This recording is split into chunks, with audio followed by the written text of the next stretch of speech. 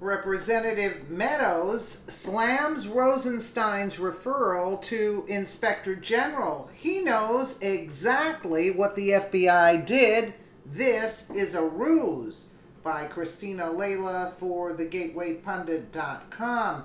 Freedom Caucus Chairman Mark Meadows ripped Deputy Attorney General Rod Rosenstein on Monday for requesting the Inspector General investigate irregularities with the FBI and DOJ's tactics concerning Trump's campaign.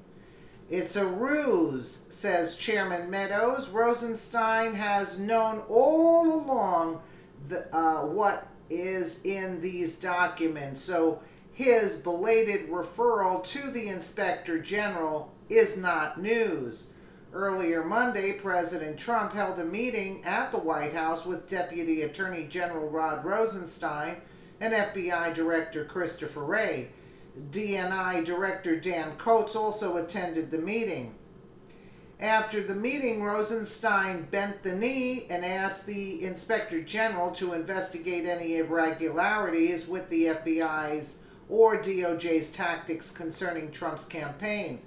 The DOJ also agreed to allow Congress to review the requested documents relating to the FBI's infiltration into Trump's campaign. Chairman Meadows was not impressed. Rosenstein knows what's in these documents, says Meadows. Meadows tweeted, Rod Rosenstein knows exactly what happened and what is in the documents requested by Congress. Either the matter warranted investigation long ago and he did nothing, or he's seen the facts and believes nothing is wrong. His belated referral to the IG is not news. It is a ruse. Of course, Rosenstein knows what is in these documents. He signed off on the fourth FISA application renewal to spy on Carter Page and penned the memo detailing Mueller's scope. Concealed FISA docs may hold the key to Trump's surveillance, says investigative reporter Sarah Carter. The most crucial aspect of the meeting will be the House Intelligence Committee's request for classified documents connected to the FISA application to spy on Carter Page and whether the president will demand the DOJ turn them over. Rosenstein signed off on the fourth FISA warrant. He should know what evidence they used to continue the surveillance on Page. It is also important to note the Inspector General has no subpoena power. Former U.S. Attorney Joe DeGenova here's the problem with Mr. Horowitz. He cannot interview any of the people who have left the Department of Justice or FBI. He has no subpoena authority. So all of the people who were part of the plot and were in DOJ and FBI are gone. He can't talk to them.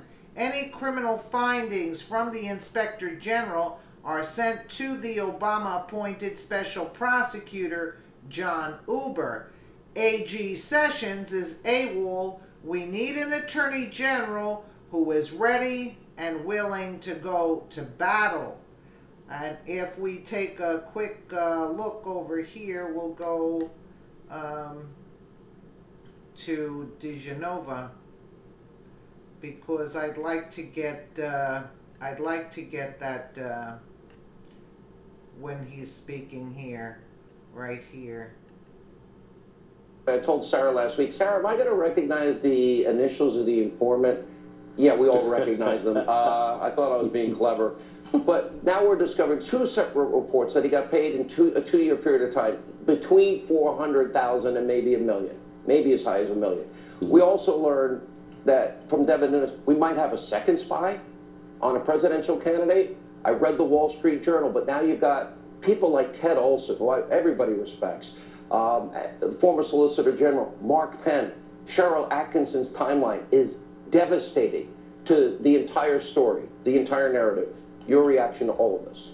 Well, here's the thing. Inspector generals are good in certain circumstances. Here's the problem with Mr. Horowitz. He cannot interview any of the people who have left the Department of Justice or FBI. He has no subpoena authority. So all of the people who were part of the plot and were in DOJ and the FBI are gone. He can't talk to them. All he can do is review documents and talk to whoever's left to do that. What we need is a federal grand jury with a prosecutor. It doesn't have to be a special counsel. And by the way, let's remember why we're here. We're here because Rod Rosenstein, a political coward, someone who was inadvertently made Deputy Attorney General, appointed Robert Mueller illegally with no evidence that any crime had been committed. And here we are, more than a year later, with nothing having been determined except that there was no Russian collusion. All of these people having been put through hell because Rod Rosenstein couldn't do what he should have done, which is had it conducted. Not only is he conflicted because he was a witness and he signed some of the warrants, right. Guess what? Suppose there was activity, which I believe there was, that went beyond the law. Rod Rosenstein is not only a witness, he would be a co-conspirator. I mean, this is ludicrous. When you think